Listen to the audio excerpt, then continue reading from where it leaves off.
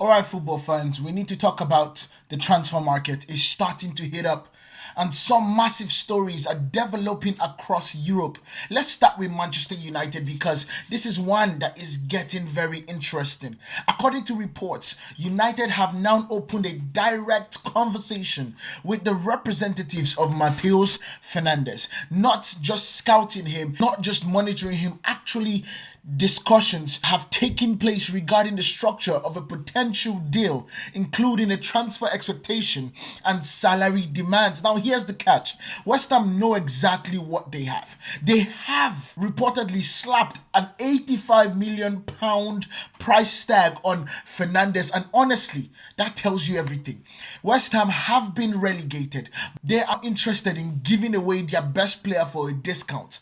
Fernandez is far too good for the championship, and they know clubs will come calling. The question is simple. Will Manchester United be willing to spend another huge transfer fee after they have already spent £35 million? 35, because if they do, the midfield suddenly starts looking completely different. Imagine a midfield built around Ederson, Matheus Fernandes, and Kobe Mainoo, and Bruno Fernandes. Energy, tactical quality, ball progression, defensive intensity, and a serious statement of intent would that be for sure. And from hearing, United's interest is very real. Speaking of midfielders, let's talk about Sandro Tonali, because his name has been linked with Manchester United for months, but right now things have cooled down. Not because United don't rate him, they absolutely do. The problem is the money.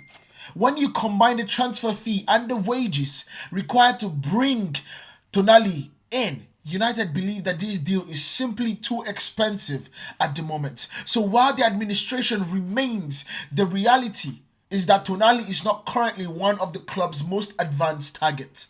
But here's where things get interesting for Manchester United and for Tonali too.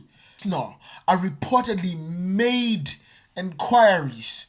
Manchester City have also been keeping an eye on the situation, and if multiple elite clubs enter the race, this could be one of the biggest transfer sagas of this summer. So don't completely rule out this one yet.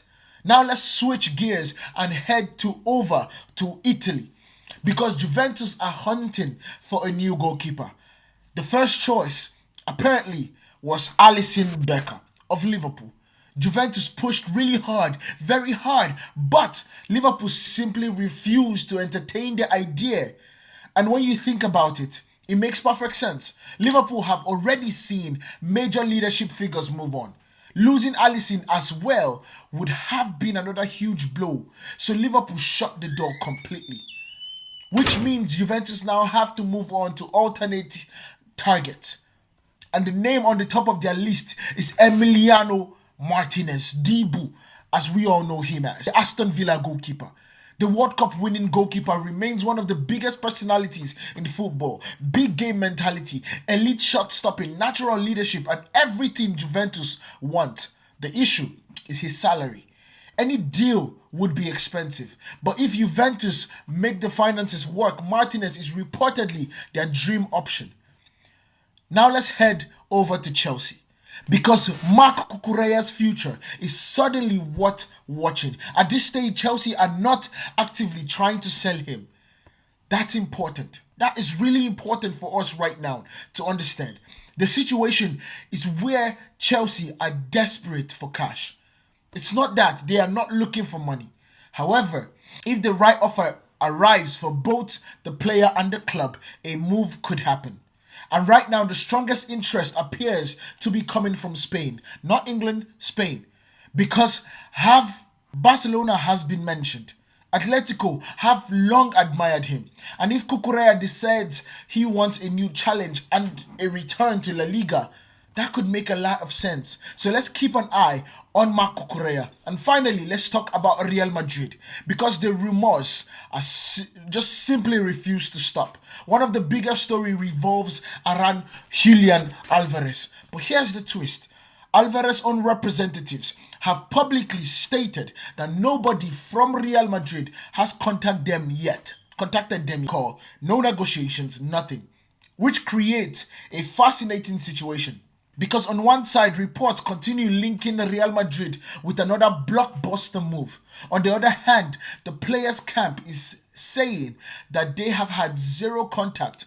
So the question is, who is right in this situation? We will find out soon enough, and I can't wait to find out, because now that Florentino Perez has won the presidential race in Real Madrid, Jose Mourinho comes in, Ibu Konate comes in, Dumfries comes in.